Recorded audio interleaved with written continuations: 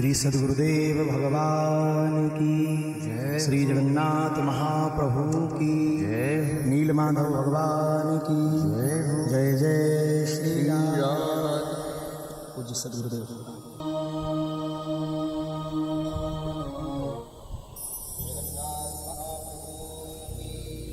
सच्चिदानंद भगवान की, व्यासपीठाधीश्वर भगवान की, शिवानंद महाराज की, श्री हाटकेश्वर महादेव की।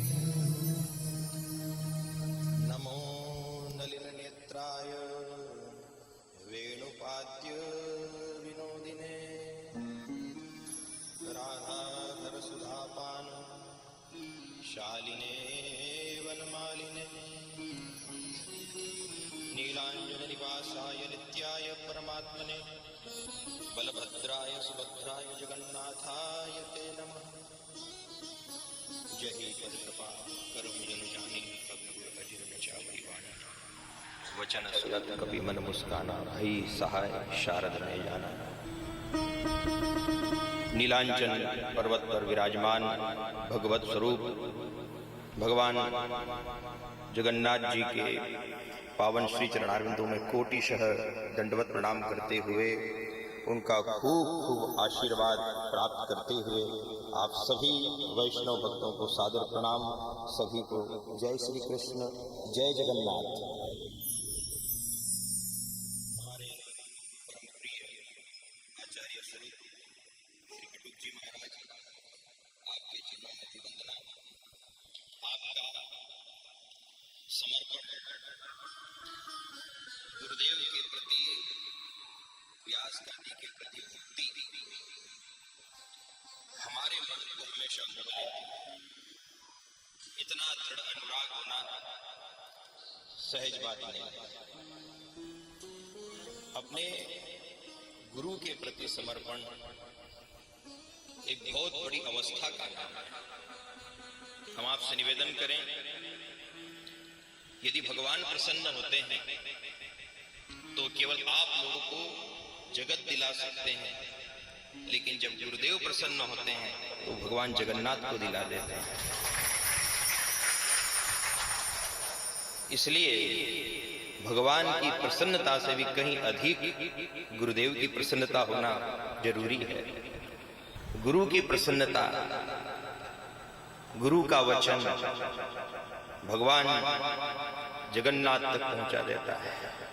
और जगन्नाथ जी से प्रार्थना की, हम यदि आपको प्रसन्न कर लें तो आप हमें क्या प्रदान करेंगे?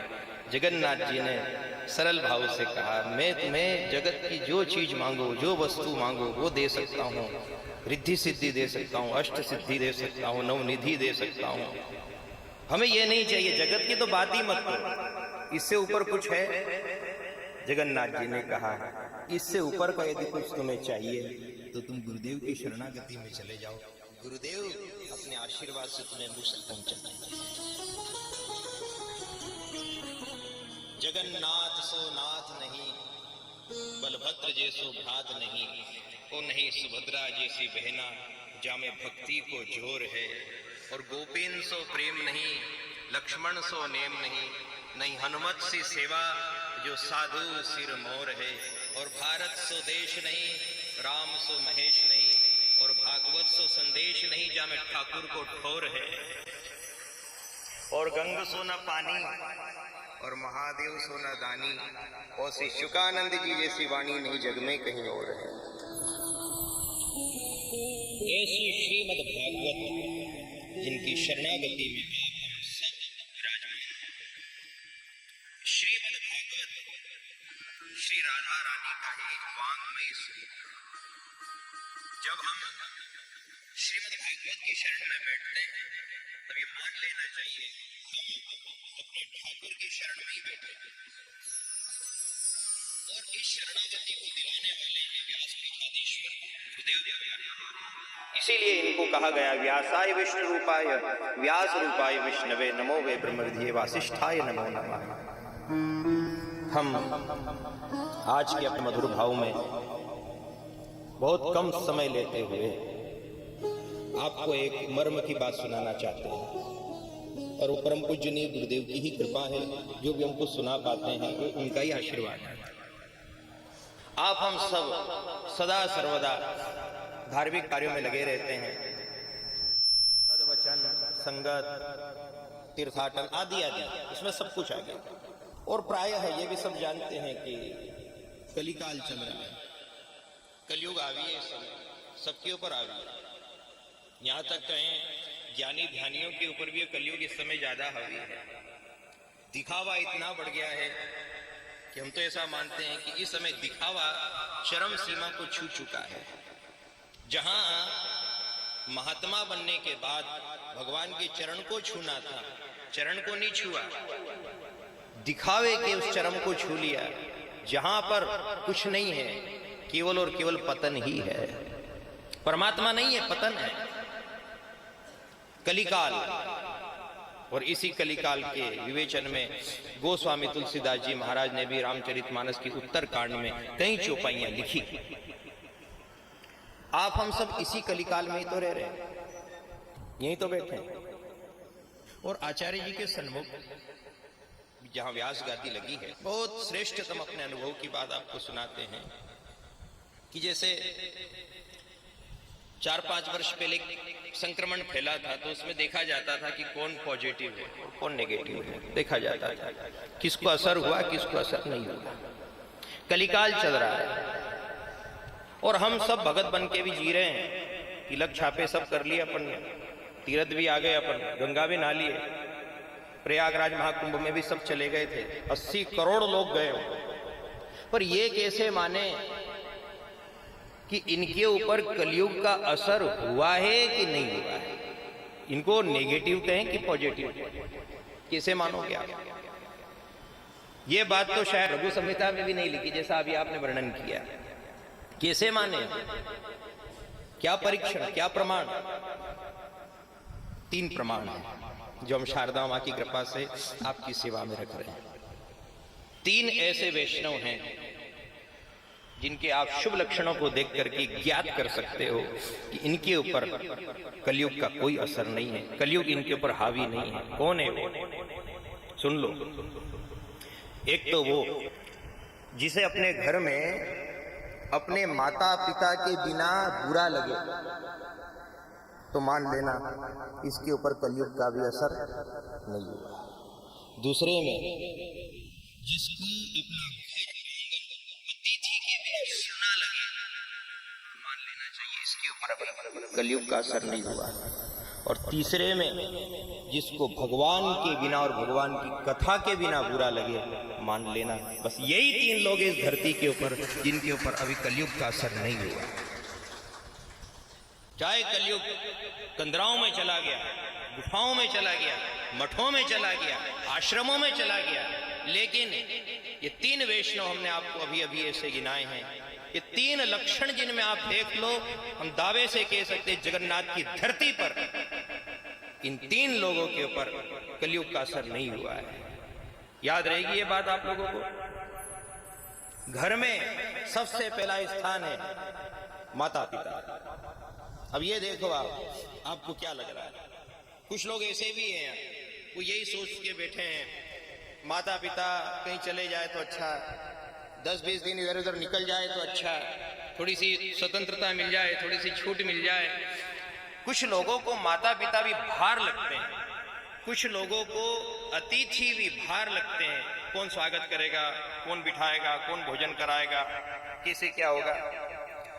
जिसको माता पिता का भार लग रहा है, अतिथि का भार लग रहा है, मान लो ये भले कितने ही भगत बने फिर रहे हैं, पर इनके ऊपर कलयुग का असर हो चुका है।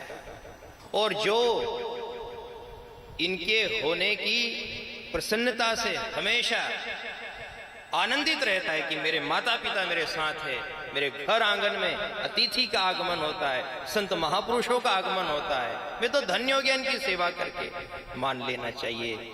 ये चाहे गृहस्थी है, दुकान धंधे वाला है, पर इसके ऊपर अभी कलयुग का असर नहीं हुआ। और फिर भगवान के बिना बुरा लगने लग जाए, कथा के बिना मन नहीं लगे। कथा सुने 4 महीने 8 महीने हो गए, चित्त बार बार कथा के लिए तरसे और विचार आए कब कहाँ गुरुदेव की कथा मिलेगी, कथा की याद आने लग जाए, तो मान लेना आप उस परम अवस्था पर पहुंच चुके हो जिस अवस्था पर ललिता पटरानी पहुंची। आप उसी अवस्था को प्राप्त कर चुके हो कि आपको भगवान के बिना बुरा लग रहा है, और उसी को कहते हैं विरह अवस्था, विरह भक्ति। हम भक्ति करें, कर्मकांड करें, अभिषेक करें, आरती करें, भंडारे करें, बड़ी अच्छी बात है, लेकिन हम आपसे ये भी निवेदन करें जितनी जल्दी हो सके आप भगवान के प्रति भी विरह का भाव लाओ। ये विरह का भाव एक दिन आपको भगवान की शरणागति में जरूर पहुंचाएगा। आपने यहाँ देखा होगा, जैसे आप मंदिर में प्रवेश करते हैं, आपकी आंखों के ऊपर पुजारी लोग थोड़ा सा कर्पूर लगा देते हैं ऐसे करके। उस समय आपकी आंखें थोड़ी सी जलती भी है, नेत्र थोड़े से सजल भी हो जाते हैं, पर उसका मूल अर्थ यही है कि परंपरा ही कुछ ऐसी बनी है कि भगवान का दर्शन यदि सही भाव से पाना हो तो भगवान का दर्शन सूखी आंखों से तो हो ही नहीं सकता। भगवान के दर्शन करने के लिए आंखों को गीला करना पड़ता है, और इस कलिकाल में लोगों की आंखें सूखी हुई है, भाव मर चुके हैं, और कुल मिलाकर के अंतर मन से निर्जीव होकर के हम सब लोग घूम रहे हैं। इसीलिए यहाँ परंपरा बनाई है, आंखों के ऊपर कर्पूर लगा करके नेत्रों को थोड़ा सा सजल कर दिया जाता है, ताकि सजल नेत्रों से यदि भगवान जगन्नाथ का दर्शन होगा तो आप भगवान के परम भक्त माने जाओगे। सजल नेत्र। और भैया जी, एक बात हम आपसे विनम्रता पूर्वक कहें, खैर ये तो यहाँ की परंपरा है, कर्पूर लगा करके नेत्रों को सजल किया जाता है। कर्पूर लगने पर स्वभावतः आंखें थोड़ी सी गीली हो जाती है, पर अभी अभी आपने जो हमारे परम पूज्य ने पिताजी के बारे में वचन जो सुनाए, वो वचन ने ही कर्पूर का काम कर दिया, और हम सब भक्तों की आंखों को आपने गीला कर दिया। वो वचन हम क्या उसकी कर्पूर से तुलना करें। वो वचन आप नहीं बोले, वो भीतर से जगन्नाथ भगवान ही बोले।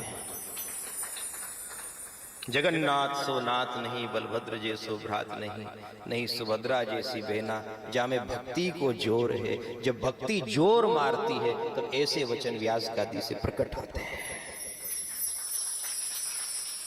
नेत्रों को आपने सजल कर दिया।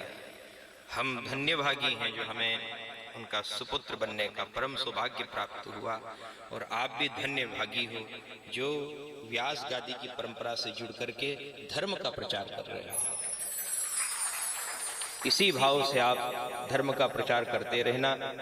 भगवान श्री गणेश, माँ शारदा, सदगुरुदेव भगवान आपके ऊपर खूब टूटमान हो, और भगवान आपकी इस पुण्यमयी यशमयी कीर्ति को संपूर्ण भारतवर्ष में फैलाए। आज ऐसा हमारा भी भाव है।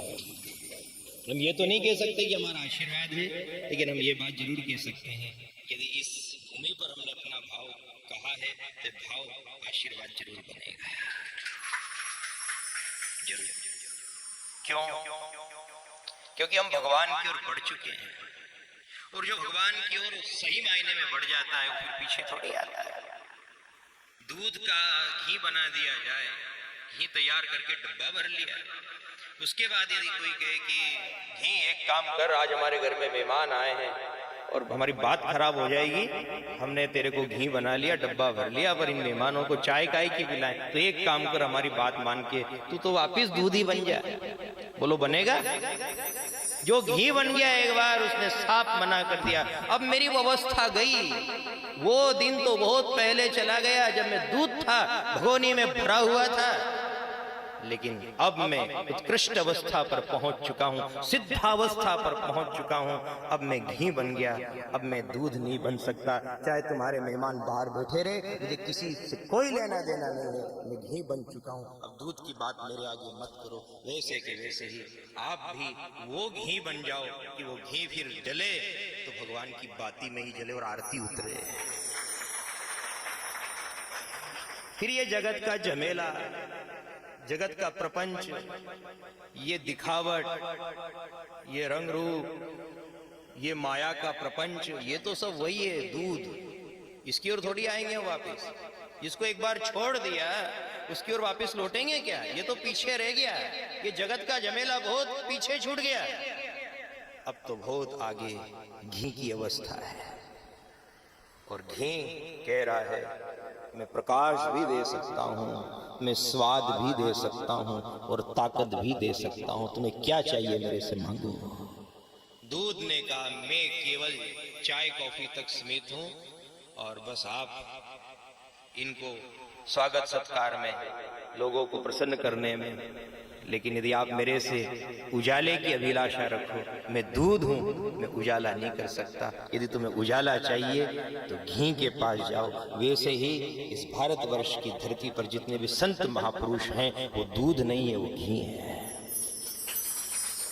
जिनको जगत के इस ओछे व्यवहार से कोई लेना देना नहीं है, कौन आया कौन गया, उनको तो केवल और केवल भगवान से ही मतलब है। और वो उसी प्रकाश को करके हम सब जीवों के अंधकार को मिटाते हैं। इसीलिए उनका नाम सद्गुरु है। वंदे बोधमयम नित्यम गुरुम शंकर रूपिणौ। इसी भाव से हम पुनः व्यास गादी को प्रणाम करें और भगवान जगन्नाथ को भी प्रणाम करें। जय जय जगन्नाथ भगवान, दे दो भक्ति का वरदान। जय जय नाथ भगवान, दे दो भक्ति का वरदान। जय जय जगन्नाथ भगवान, दे दो भक्ति का वरदान। जय जगन्नाथ भगवान, दे दो भक्ति का वरदान। हे हारे का हरिनाम, निर्बल के बलराम। हरे का हरि राम, निर्बल के बलराम। हारे का हरिनाम, निर्बल के बलराम। हरे का हरि राम, निर्बल के बलराम। जय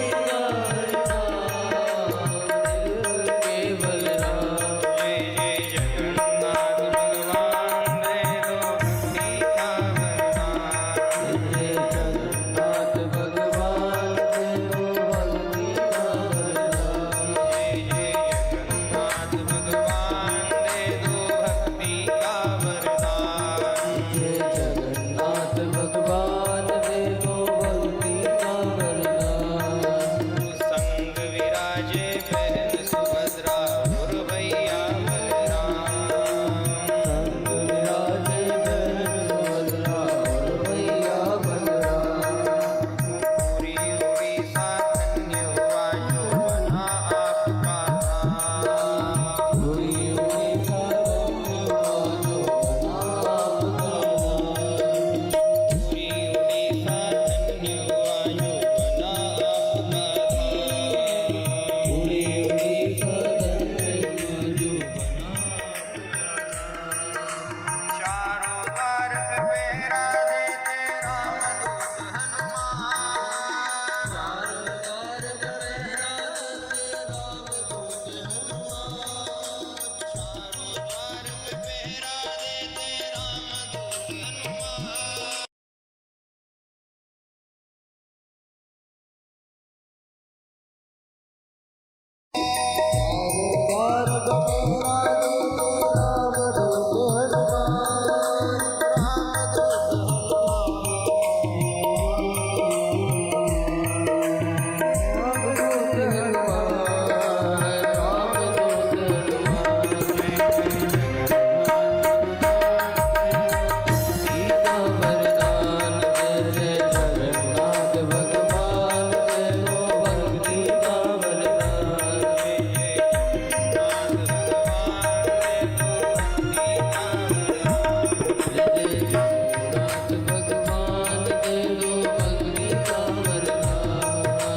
जात पात और छुआछूत के भेद यहाँ मिट जाते। जात पात और छुआछूत के भेद यहाँ मिट जाते। जगन्नाथ का भात यहाँ पर सभी प्रेम से पाते। जगन्नाथ का बात यहाँ पर सभी प्रेम कर पाते। जगन्नाथ का भात यहाँ पर सभी प्रेम से पाते। जगन्नाथ का बात यहाँ पर सभी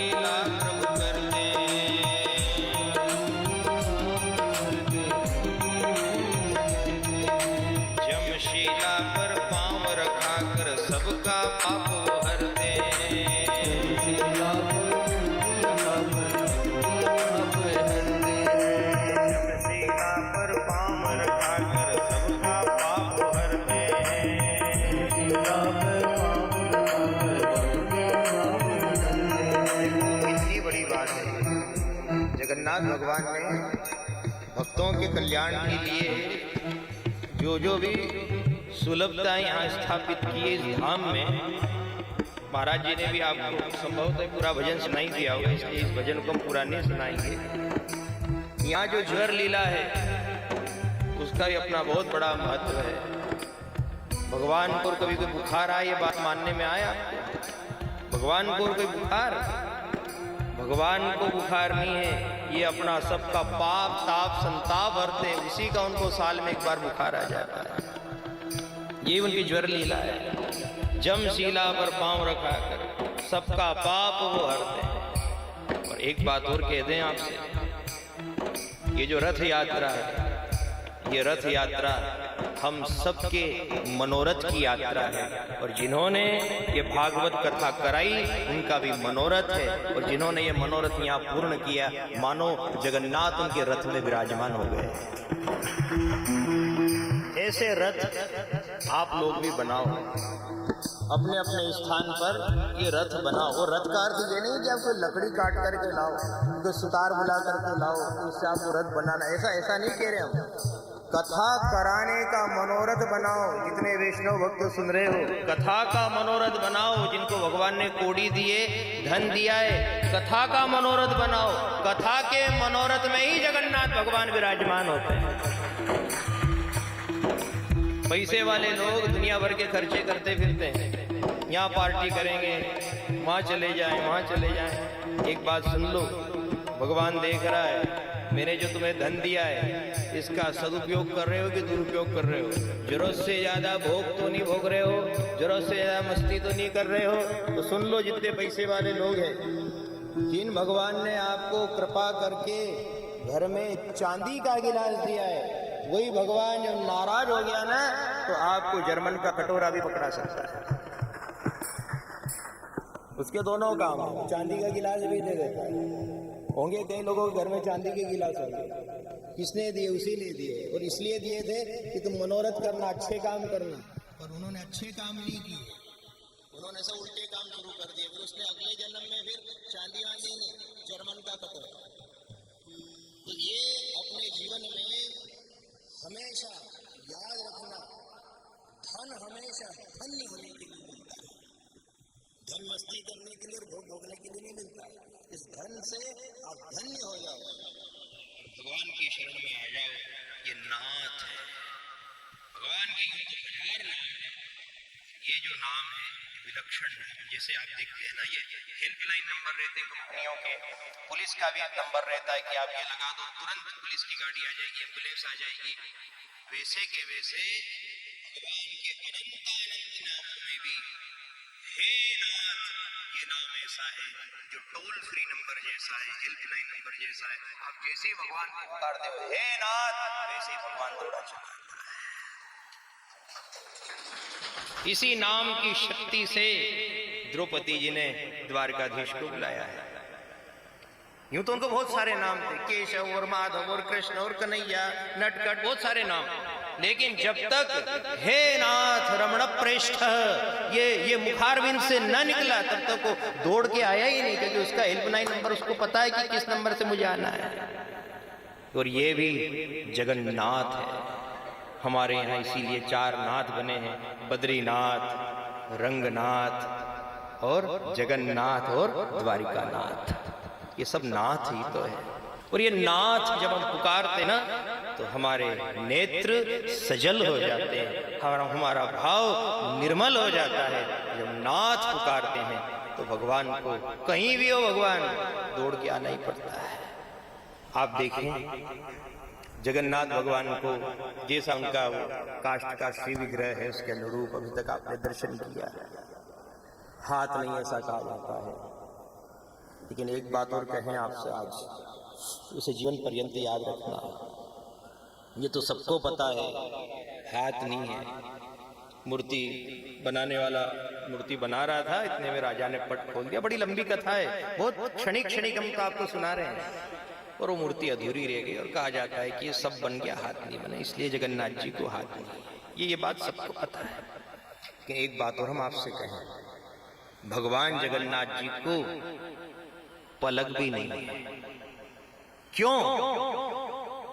पलक इसलिए नहीं है क्योंकि जगन्नाथ जी को पता था कि मैं अब किसी एक देश का और एक किसी राजधानी का नाथ नहीं हूं, मैं इस जगत का जगन्नाथ हूं। तो मेरे यहाँ करोड़ों करोड़ भगत आएंगे, लंबी लंबी लाइन लगेगी और एक एक सेकंड में धक्का मार के भक्तों को बाहर निकाल दिया जाएगा। और कहीं ऐसा ना हो कि बहुत दूर से मेरा भक्त आया विदिशा से और उस समय में मेरी पलकें यूं हो जाए,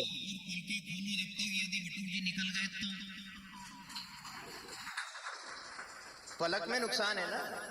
जैसे अपनी पलकें ये अपन कभी कभी ऐसे 10-20 सेकंड में ऐसे करते हैं कि नहीं? तो 10-20 सेकंड वो जब भी हम बंद करते हैं कुछ ना कुछ छूट जाता है कि नहीं? तो भगवान ने विचार किया मैं जगन्नाथ हूं और मेरे यहाँ करोड़ों लोग आएंगे और सबसे अधिक दर्शन देने वाला यही नाथ है। बाकी तो सब जगह कहीं मंगला तो कहीं राजभोग तो कहीं शयन तो कहीं पट लगा तो कहीं 2 बजे बंद 5 बजे बंद। यहाँ तो दिन में भी खुला और रात भर भी खुला, क्योंकि इनको जगत देखे और जगत देखने में भी बात आ गई पलक वाली कि पलक यदि ऐसी हो गई और कोई भगत निकल गया तो मेरी दया दृष्टि से वंचित रह जाएगा। इसलिए भगवान ने कहा कि केवल आंख बना दो तुमको, पलक पलक रहने दो। पलक का कोई काम ही नहीं। इसलिए जगन्नाथ भगवान ने पलक का काम नहीं रखा, अपलक नेत्रों से भक्तों की ओर निहारते रहते। आप हम सब धन्य भागी है जो भगवान की दया दृष्टि के सत्पात्र बने हैं। श्रीमद् भागवत कथा सुनकर के मानो हमने श्री ठाकुर जी के ही श्रीमुख के वचन सुन लिए हैं। गुरुदेव के श्री चरणारविंदों में बारंबार कोटिशः नमन करते हुए इस भूमि को प्रणाम, नीलाचल पर्वत को प्रणाम, आप सभी वैष्णव भक्तों को प्रणाम। जिन भक्तों ने यजमान बन करके इस आयोजन को सिद्ध किया उनको भी हमारा प्रणाम। पुनश्च जय श्री कृष्ण, जय जगन्नाथ, जय जगन्नाथ, जय जगन्नाथ।